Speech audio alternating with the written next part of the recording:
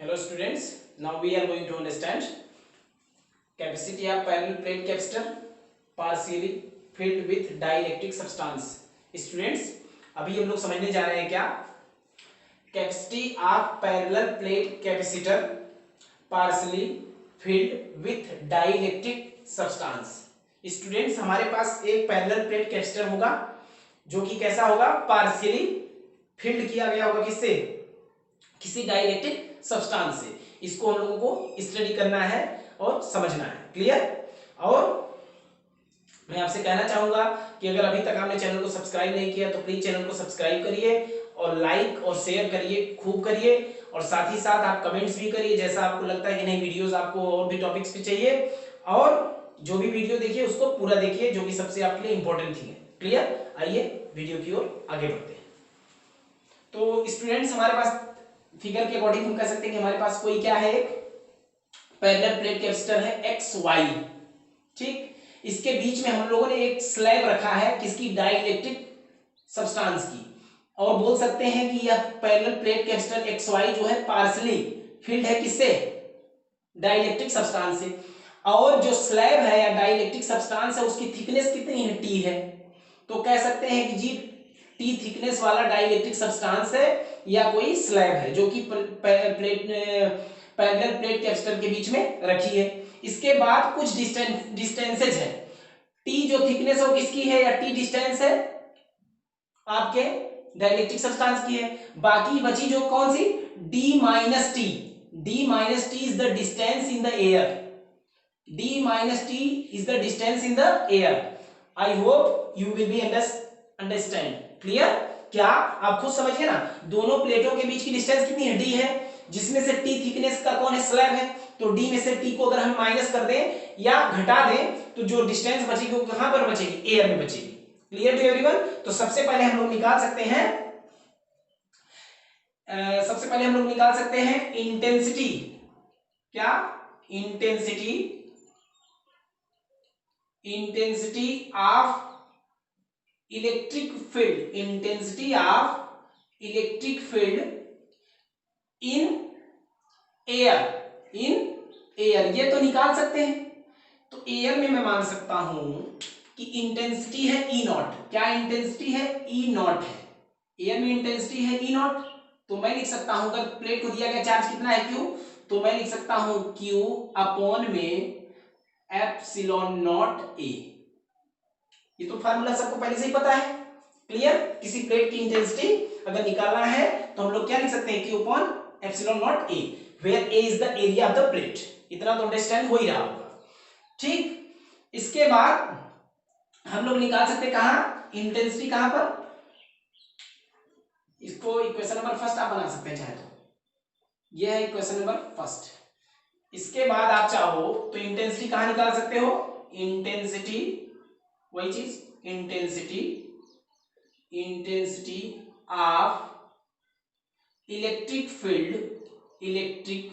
Field इन किसमें, dielectric, इन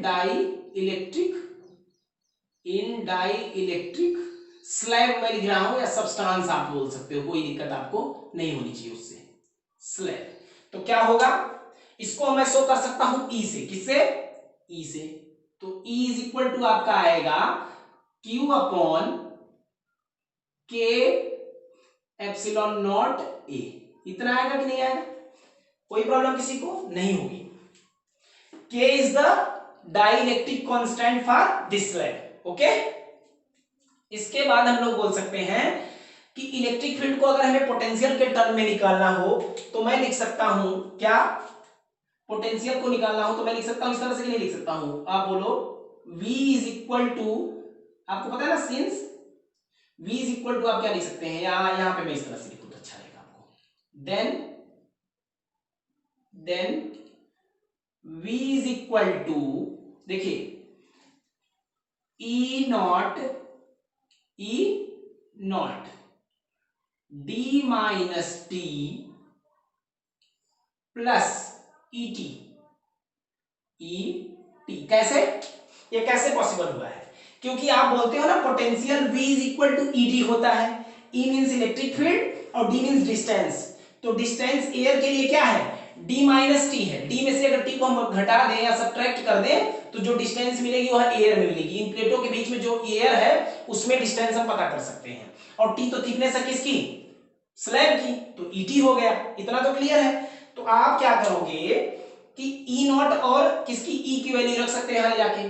तो जैसे ही आप रखोगे किसकी वैल्यू, ई नॉट की, तो ई नॉट की वैल्यू देखो क्या है आपके पास, Q upon epsilon not A D minus T, है ना, आप कर लिए इतना, प्लस ई की वैल्यू क्या है, क्यू अपॉन के epsilon not a into T.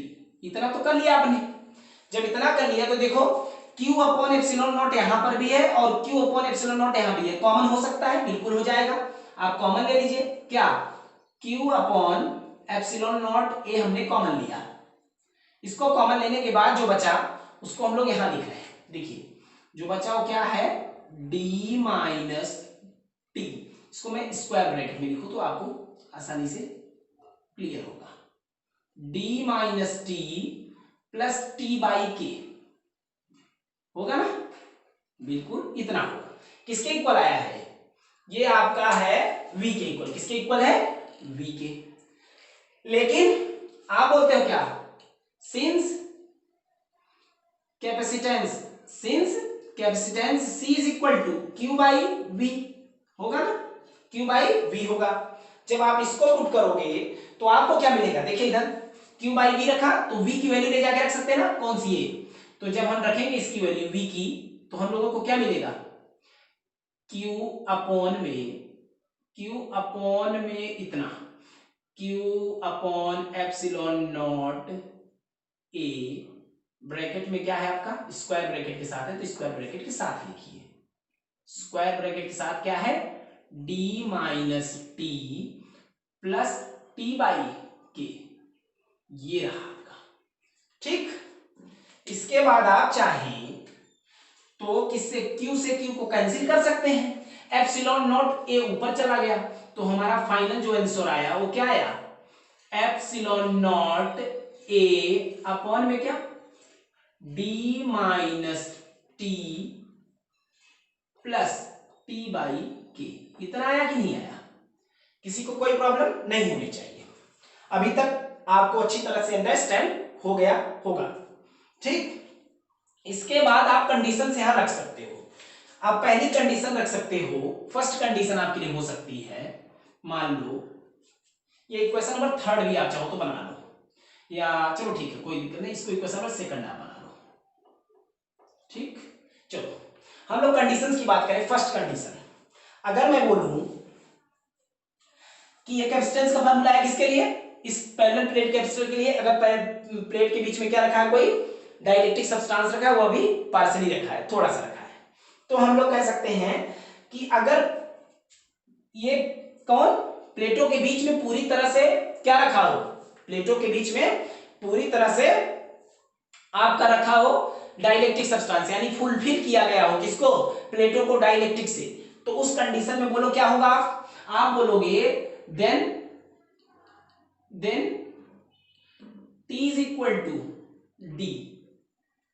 कब की कंडीशन, मैं स्टेटमेंट इतना नहीं लिख रहा हूं, आप समझ जाइएगा। क्या पहली कंडीशन क्या है कि अगर प्लेटों के बीच में क्या रखा गया हो, पूरी तरह से या फुलफिल किया गया हो डाइलेक्ट्रिक सब्सटेंस से, तो उस केस में क्या हो जाएगा, D is equal to T। D is equal to किसके हो जाएगा, D इज इक्वल टू अपना हो जाएगा T, D is equal to T होगा।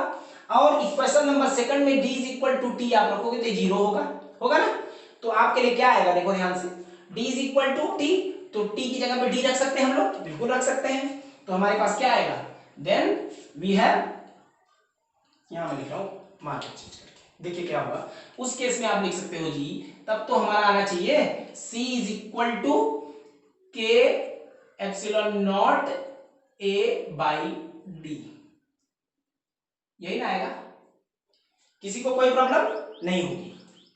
इसके बाद अब मैं बोलूं कि प्लेटों के बीच में डाइलेक्ट्रिक बिल्कुल ना हो, प्लेटों के बीच में डाइलेक्ट्रिक बिल्कुल ना हो दूसरी कंडीशन में, तो अगर दूसरी कंडीशन में प्लेटों के बीच में माना गया कि डाइलेक्ट्रिक हो ही ना, दूसरा केस, तो उस केस में देखा जाएगा तो t इज इक्वल टू क्या होगा, जीरो ना होगा, t is equal to zero होगा, क्योंकि डाइलेक्ट्रिक बिल्कुल नहीं है, तो t is equal to zero हो गया।